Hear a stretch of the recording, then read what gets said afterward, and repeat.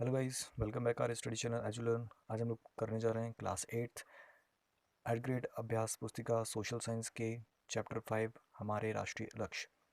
तो यहाँ पर हम वन बाय वन करके क्या करेंगे, क्वेश्चन के आंसर यहाँ पर करने जा रहे हैं। पहला क्वेश्चन है यहाँ पर, पहला क्वेश्चन क्या है हमारे पास, लोकतंत्र के मुख्य तत्व कौन से हैं। तो what is the main component of democracy. तो यहाँ पर फ्रीडम, इक्वालिटी और ब्रदरहुड, बंधुत्व, आपसी भाईचारे की भावना, स्वतंत्रता की भावना और समानता की भावना, ये है। ठीक है। प्रश्न 2, राष्ट्रीय लक्ष्य से आप क्या समझते हैं। हमारे राष्ट्रीय लक्ष्य कौन कौन से हैं। तो देखो, राष्ट्रीय लक्ष्य नेशनल गोल्स क्या होंगे। जिस तरीके से एक इंडिविजुअल के, एक व्यक्ति के खुद के अपने लाइफ में कुछ गोल होते हैं जिसे वो सेट करके उसे प्राप्त करने की कोशिश करता है, वैसे ही हमारे राष्ट्र के भी कुछ लक्ष्य होते हैं। ठीक है। जिन्हें कौन प्राप्त करेगा, तो सरकार यहाँ पर क्या करेगी, कुछ लॉस फॉर्म करके यहाँ पर क्या करेगी, उन्हें प्राप्त करने की कोशिश करती है, प्रयास करती है।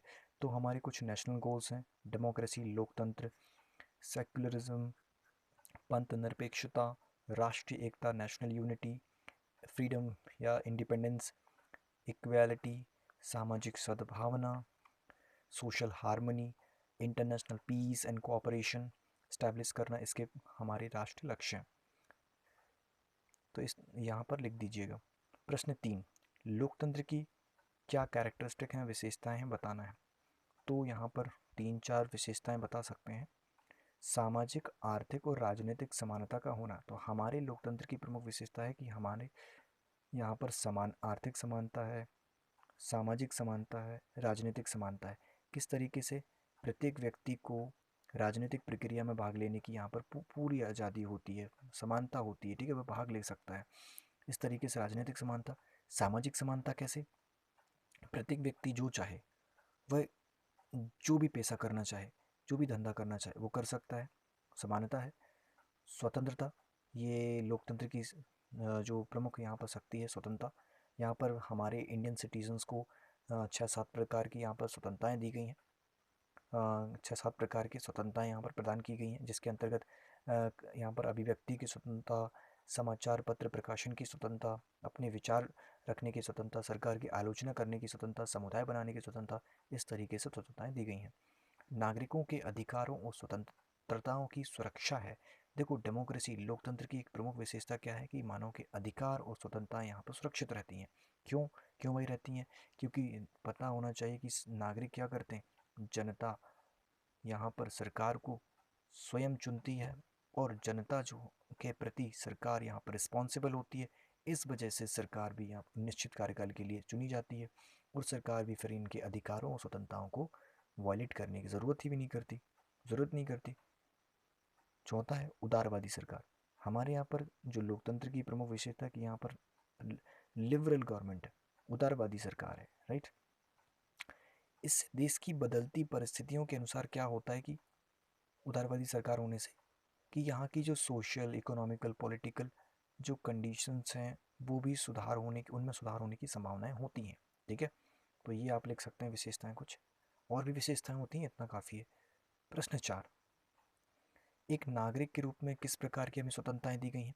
तो एक नागरिक होने के नाते हमें, पहले इसमें 7 स्वतंत्रताएं थी, अभी वर्तमान में 6 स्वतंत्रताएं हैं। एक स्वतंत्रता यहाँ पर 44th अमेंडमेंट 1970, यहाँ पर 8 का अमेंडमेंट करके यहाँ पर क्या कर दी गई, इसे लीगल राइट बना दिया गया। और अभी वर्तमान में 6 यहाँ पर स्वतंत्रताएं देखने को मिलती हैं। Right to equality, right to freedom, right against exploitation, right to religious independence and culture and educational right to culture and education, right to constitutional remedies। इस तरीके से 6 यहाँ पर नागरिकों को स्वतंत्रताएं दी गई हैं, जिनका यहाँ पर उपयोग करके नागरिक यहाँ पर क्या करते हैं, सर्वांगीण विकास करते हैं। प्रश्न 5, अंतर्राष्ट्रीय मानव अधिकार दिवस क्यों मनाया जाता है और कब मनाया जाता है। तो अंतर्राष्ट्रीय मानवाधिकार दिवस 10 दिसंबर को मनाया जाता है। क्यों भाई, क्योंकि इसी दिन यूएनओ संयुक्त राष्ट्र के द्वारा 1948 को, यहाँ पर 10 दिसंबर 1948 को उसकी जनरल असेंबली के द्वारा सार्वभौमिक मानव अधिकारों की यहाँ पर डिक्लेरेशन घोषणा की गई थी। अब सार्वभौमिक क्या होता है? सार्वभौमिक अधिकार का अर्थ ये है कि यहाँ पर व्यक्ति को हर परिस्थिति में हर समय अधिकार ये प्राप्त होते हैं, यानी कि ये प्रकृति द्वारा प्रदत्त होता है। ठीक है, साथ ही इसको मनाए जाने का उद्देश्य कि अधिकारों के प्रति लोगों को जागरूक करना भी होता है। ठीक है, तो इतना लिख दें काफ़ी है। मानव अधिकारों के संरक्षण के लिए क्या क्या प्रयास किए जा सकते हैं? तो देखो, हमारे यहाँ पर हमारी इंडियन जो गवर्नमेंट है, हमारी जो पार्लियामेंट है, उसके द्वारा मानव अधिकार संरक्षण कानून यहाँ पर पारित किया गया था 1993। ठीक है, और इसी के अंतर्गत यहाँ पर मध्य प्रदेश में भी मानवाधिकार आयोग, यहाँ पर ह्यूमन राइट कमीशन इस्टेब्लिश किया गया। ठीक है, तो ये करता क्या है? संरक्षण करेगा। ठीक है, और साथ में राज्य की तरफ से क्या किए जाने चाहिए? तो निम्न काम किए जाने चाहिए। उन्हें महिलाओं और बच्चों के स्वास्थ्य सुविधाओं के लिए, ठीक है, उनको बढ़ावा, स्वास्थ्य सुविधाएं यहाँ पर इम्प्रूव करनी चाहिए।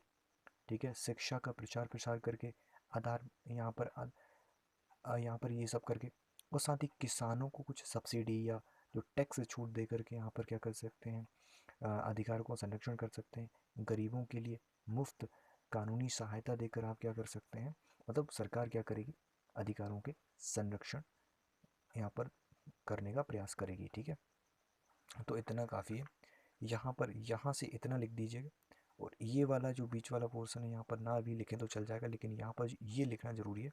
निम्न कार्य किए जा सकते हैं यहाँ से लेकर यहाँ तक। ठीक है, प्रश्न 7, लोकतंत्र की सफलता के लिए जनता का शिक्षित होना क्यों आवश्यक है भाई? तो यहाँ पर देखो, लोकतंत्र की सफलता के लिए जनता का शिक्षित होना, एजुकेट होना इसलिए ज़रूरी है ताकि वो ये तो समझ सकें कि अपने क्षेत्र, स्थान, राष्ट्र और अंतर्राष्ट्रीय समस्याएं क्या हैं अपने यहाँ अपने क्षेत्र की। यदि वो ये समझेंगे, ठीक है, तो वो इन सारे मुद्दों पर अपने व्यूज़ बहुत तर्कपूर्ण तरीके से रख सकते हैं। और वो शिक्षित होने से क्या होंगे? वो एटलीस्ट यहाँ पर आर्थिक मुद्दों और राजनीतिक मुद्दों के बीच सही तरीके से फ़र्क कर पाएंगे। इनको यहाँ पर इन सब चीज़ों को जानने के बाद वो अपने उनको प्राप्त जो अधिकार है उनका वो सही प्रयोग कर पाएंगे, और इससे लोक हित में काम करने वाली एक मजबूत सरकार वो बना पाएंगे।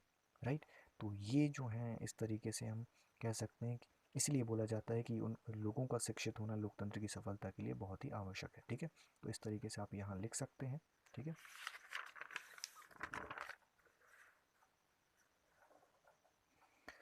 तो यहाँ पर देखिए प्रश्न 8, यहाँ पर हमें देखना है मानव अधिकारों के हनन की स्थिति में, जब यदि मानव के अधिकार उल्लंघित होते हैं या वायलेट होते हैं, तब मानव यानी सिटीज़न क्या करेगा? अपनी शिकायत किसके पास लेकर जाएगा? मतलब मानव अधिकार आयोग के पास लेकर जाएगा। लेकिन कैसे लेके जाएगा? किस तरह लेके जा सकता? तो यहाँ पर पीड़ित व्यक्ति जो भी होगा, मतलब जिसके ह्यूमन राइट वायलेट हुए हैं, उल्लंघन हुए हैं, तो वो सीधे ही या किसी अन्य माध्यम से क्या कर सकता है? सीधे ही ह्यूमन राइट कमीशन जा सकता है और अपनी या तो अपनी रिपोर्ट भिजवा सकता है, और उसके लिए किसी लीगल मतलब किसी लीगल ऑथराइजेशन या मतलब यहाँ पर वकील की या किसी स्टाम्प पेपर की यहाँ पर कोई ज़रूरत नहीं है। साधारण से कागज़ में यहाँ पर भेजी जा सकती है। ठीक है, और इससे यहाँ पर शिकायतों का निवारण मानवाधिकार आयोग करता है। ठीक है, प्रश्न 9, लोकतंत्र में मतदान का क्या इम्पोर्टेंस है, क्या महत्व है? ठीक है, तो लोकतंत्र का क्या महत्व है? संविधान द्वारा प्रत्येक नागरिक को 18 वर्ष आयु के तक के या उससे ऊपर के जो नागरिक हैं उनको मत देने का अधिकार है। तो इस मत का क्या इम्पोर्टेंस है? ठीक है, जिसके तहत व्यक्ति क्या करता है? अपनी पसंद के आधार पर वो रिप्रेजेंटेटिव को चुनता है। ठीक है, और ऐसे रिप्रेजेंटेटिव को वो चुनेगा जिसने पूर्व में कुछ अच्छे सामाजिक कल्याण किए होंगे। ठीक है, और अगर ठीक है, इससे क्या होगा कि एक एक आपको एक ईमानदार प्रतिनिधि मिलेगा। इससे क्या होगा? जनता को ईमानदार प्रतिनिधि मिलता है, और इससे मजबूत सरकार बनती है। राइट, और इससे इसका जो मतदान का संबंध सीधा सीधा राष्ट्र की एकता और अखंडता से भी होता है। इसीलिए लोकतंत्र में मतदान बहुत ही इम्पोर्टेंट रोल अदा करता है। ठीक है, आज का जो अंतिम प्रश्न होगा, किन बातों से पता चलता है कि पंथ निरपेक्षता को अपनाया गया भारत में? ठीक है, तो बच्चों यहाँ पर ये वाला जो पोर्शन ना लिख करके ये लिखिएगा आप, है ना।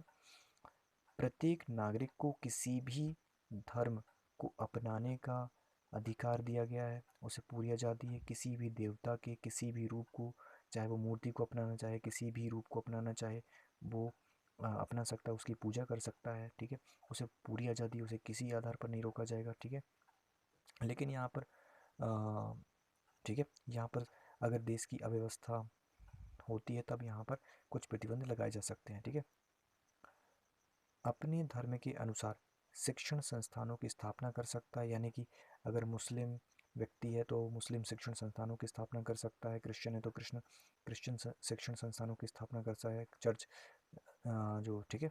तो इस तरीके से यहाँ पर किया जा सकता है, लोगों को अपनी धर्म के अनुसार यहाँ पर शिक्षण संस्थानों को स्थापित करने, उसे चलाने का उसे पूरी आज़ादी होती है, पूरी स्वतंत्रता होती है। ठीक है, लेकिन यहाँ पर ये भी देखा जाता है कि कहीं शिक्षण संस्थानों में राष्ट्र विरोधी या किसी धर्म के विरुद्ध यहाँ पर कोई गलत चीज़ें यहाँ पर तो नहीं पढ़ाई जा रही हैं, तो इस आधार पर प्रतिबंध लगाया जा सकता है।